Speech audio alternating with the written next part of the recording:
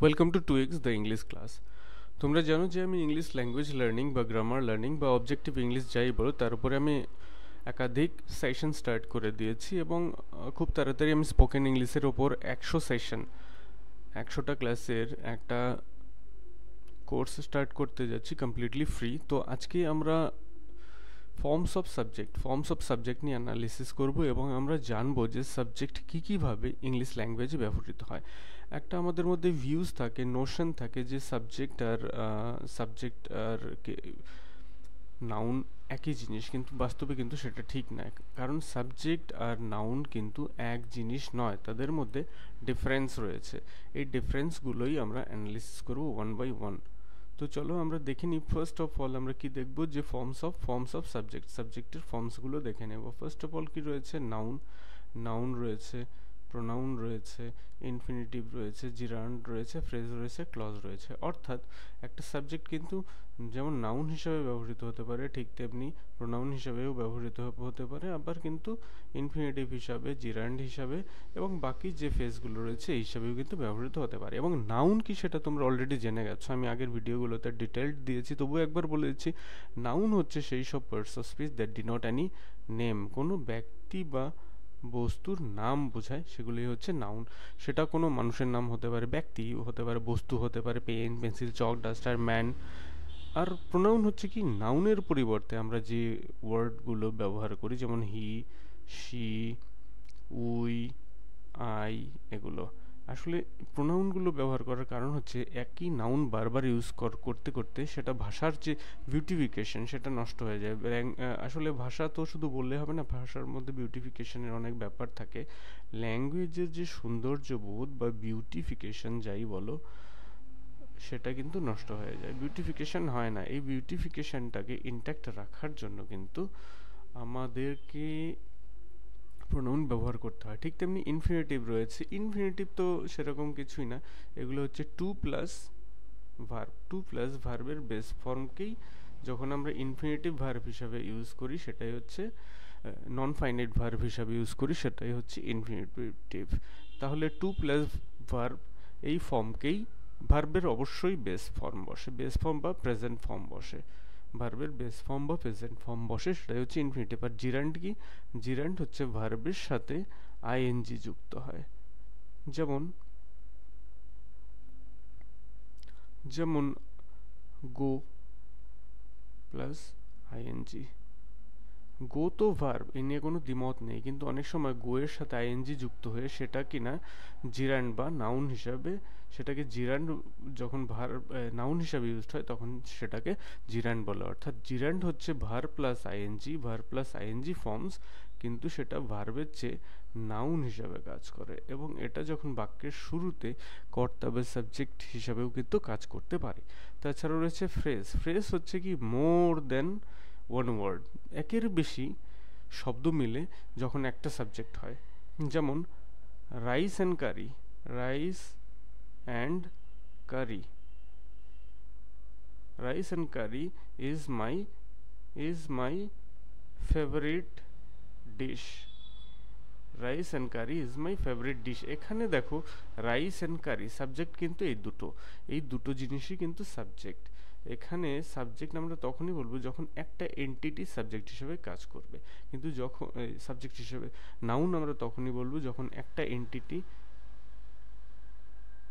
Subject হিসেবে কাজ করবে, কিন্তু এখানে কিন্তু একটা এন্টিটি নেই, এখানে রয়েছে কি মোর দ্যান ওয়ান এন্টিটিস।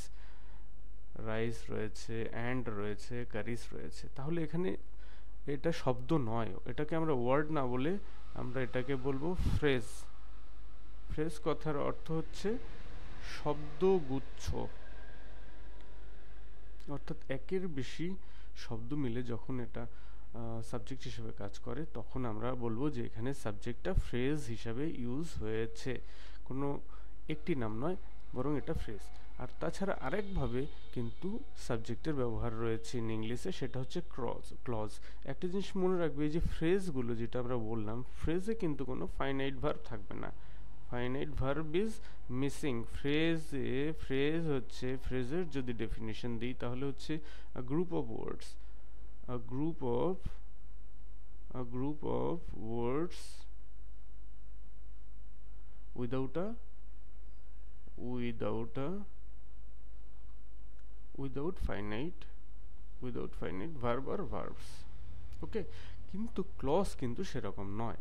ক্লজে কিন্তু ফাইনাইট ভার্ব থাকবে, ফাইনাইট ভার্ব থাকবে।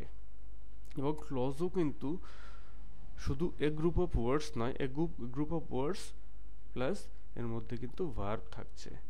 এবং এটা দেখতে অনেকটা সেন্টেন্সের মতো, but but but does not express complete sense, তাহলে ফ্রেজ আর ক্লজের মধ্যে পার্থক্য আমরা ডিটেলসে তো জানবই, তবে এখানে ছোট্ট করে আমরা জেনে নিব যে ফ্রেজ হচ্ছে গ্রুপ অফ ওয়ার্ডস আমরা যেটা এখানে দেখলাম, ফ্রেজ হচ্ছে a group of words without a finite verb.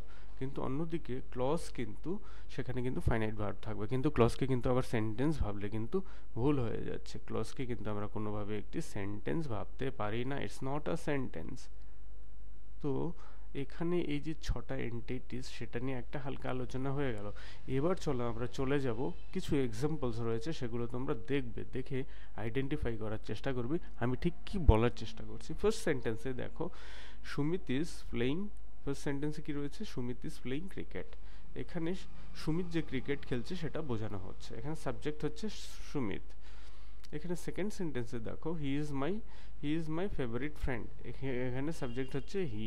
পরের সেন্টেন্সে দেখো টু আর ইজ হিউম্যান, ভুল করাটাই হচ্ছে মানুষের কাজ, এখানে হচ্ছে ভার্বকে এটা হচ্ছে সাবজেক্ট। এখানে ঠিক তেমনি আরেকটি এক্সাম্পল রয়েছে টু সুইম, সাঁতার কাটা। After a mill is wrong, খাওয়ার পর সাঁতার কাটা এটা কিন্তু ঠিক নয়। সাঁতার কাটা অবশ্যই ভালো এক্সারসাইজ, কিন্তু খাওয়ার ঠিক পরে সেটা করা ঠিক না। সো এখানে সাবজেক্ট হিসেবে ব্যবহৃত হয়েছে। পরের সেন্টেন্সে দেখো সুইমে, এখানে swimming is a good exercise, swimming কি, এটা একটা গুড এক্সারসাইজ। এবং সাবজেক্ট কে, কি এসব দিয়ে প্রশ্ন করলে আমরা সাবজেক্ট হয়, যেমন কে ক্রিকেট খেলছে, প্রথম সেন্টেন্সে দেখো কে ক্রিকেট খেলছে, সুমিত। পরে কে তোমার ফেভারিট ফ্রেন্ড, সে। কি মানুষের পক্ষে ভুল ঘটেই থাকে, ভুল। তারপর খাবার পর কি করা ঠিক নয় বা কি করা ভুল, সুইমিং। তারপরে কি একটা ভালো এক্সারসাইজ কি, সুইমিং। তারপর দেখো my brother's friend gifted me a pen, এটাও কিন্তু সাবজেক্ট। কে আমাকে কলম দিয়েছে, মাই ব্রাদার্স ফ্রেন্ড, আমার ভাইয়ের বন্ধু। তারপর that he is an honest man, যে তিনি একজন সৎ ব্যক্তি, ইজ নোন টু অল, এটা সবার জানা। কোনটা সবার জানা, যে he is an honest man, এখানে পুরো জিনিসটা কিন্তু সাবজেক্ট হিসাবে ইউজ হয়েছে। তো এখানে দেখো 6 রকম 6 টাইপস অফ সেন্টেন্স রয়েছে, 6 টাইপস অফ সেন্টেন্সেস রয়েছে। এখানে একটা জিনিস যেটা আমি আলোচনা করব, একটু ডিফারেন্স রয়েছে। ডিফারেন্সটা ঠিক এক্স্যাক্টলি কীরকম, এখানে যদি দেখো ফার্স্ট সেন্টেন্সে এখানে কিন্তু একটা নাম বোঝাচ্ছে, সুমিত নামের একটি ছেলেকে বোঝাচ্ছে, বা সুমিতের পরিবর্তে রিতাও থাকতে পারতো, বা pen, the pen writes well এরকমও থাকতে পারতো, যে কোনো ব্যক্তি বা বস্তুর নাম বোঝানো যেত। তো এখানে এটা কিন্তু সাবজেক্ট, কিন্তু কি হিসাবে ব্যবহৃত হয়েছে, নাউন হিসাবে ব্যবহৃত হয়েছে। দ্বিতীয় সেন্টেন্সে আসো, he is my favourite friend, সে আমার ফেভারিট ফ্রেন্ড, প্রিয় বন্ধু। সেটা হি হচ্ছে প্রোনাউন, কিন্তু এটা সাবজেক্ট হিসেবে কাজ করেছে। তো প্রোনাউনও কিন্তু সাবজেক্ট হিসেবে কাজ করতে পারে, রাইট। পরের সেন্টেন্সে দেখো, আমরা একটু আগেই বলেছি টু প্লাস ভার্ব, সেটাকে আমরা কি বলি, ইনফিনিটিভ।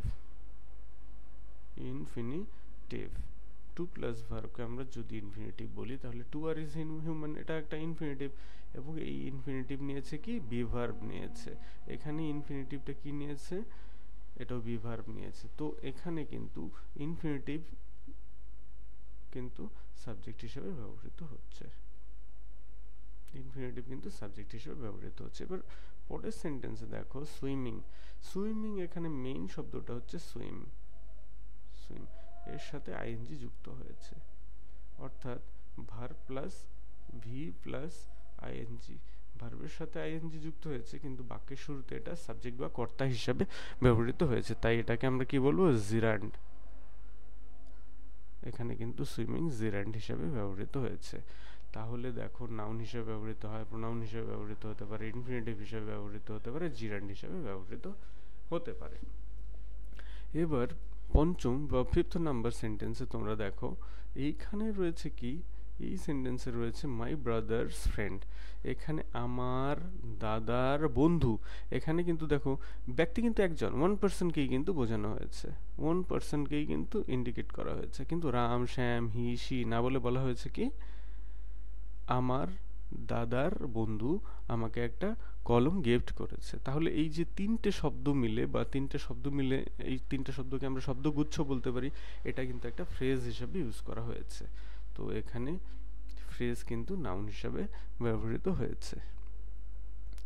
আর এই সেন্টেন্সে দেখো একটা নাউন ক্লজ, নাউন ক্লজ এখানে কিন্তু সাবজেক্ট হিসেবে ব্যবহৃত হয়েছে। That he is the honest man, that কিন্তু দিতে হবে ইজ নোন টু অল, এটা ইজ নোন টু অল সকলের জানাই, it is known to all কি সকলের জানা যে তিনি একজন অনেস্ট ম্যান। যখন ক্লজ পড়িয়েছি এটা কিন্তু পুরো ক্লিয়ারলি বুঝিয়েছি, তো এই ক্লজ হিসাবেও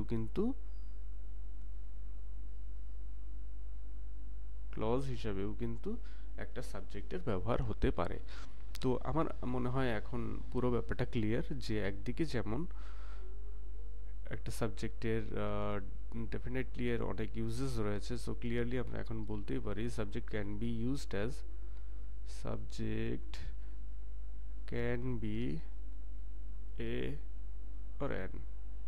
এ অর অ্যান কি হতে পারে, এক নাম্বার নাউন হতে পারে, দু নাম্বার প্রোনাউন হতে পারে, নাউন হওয়ার পাশাপাশি প্রোনাউন হওয়াটা অস্বাভাবিক নয়, প্রোনাউনের পর কি হতে পারে, ইনফিনিটিভ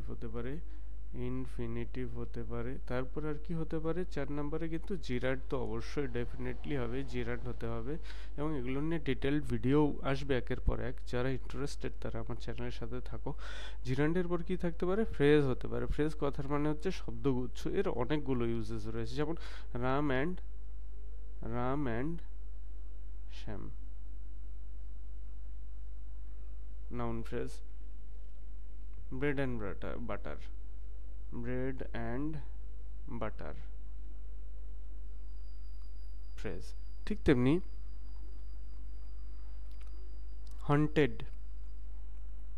হান্টেড ভিলা মানে বাড়ি, এটা দুটো শব্দ মিলে একটা বাড়ি বোঝাচ্ছে, বাড়িটা টাইপও বুঝিয়ে দিচ্ছে, এটাও কিন্তু ফ্রেজ। তারপর কি রয়েছে, ক্লজ, মেইনলি নাউন ক্লজগুলোই হয়, ক্লজ কিন্তু সাবজেক্ট হিসেবে ব্যবহৃত হয়। তো এই 6 প্রকার ভাবে কিন্তু সাবজেক্ট ব্যবহৃত হতে পারে, এবং I think you will try your best to learn that and you will do the best possible to SP your English learning skill. তোমরা যথাসাধ্য চেষ্টা করবে ইংলিশগুলো শেখার জন্য। তো এই পর্যন্তই ছিল আজকের সেশন, আর পরবর্তী দিনে আমরা পরবর্তী সেশন নিয়ে আমরা আসবো। So thank you again for watching the video.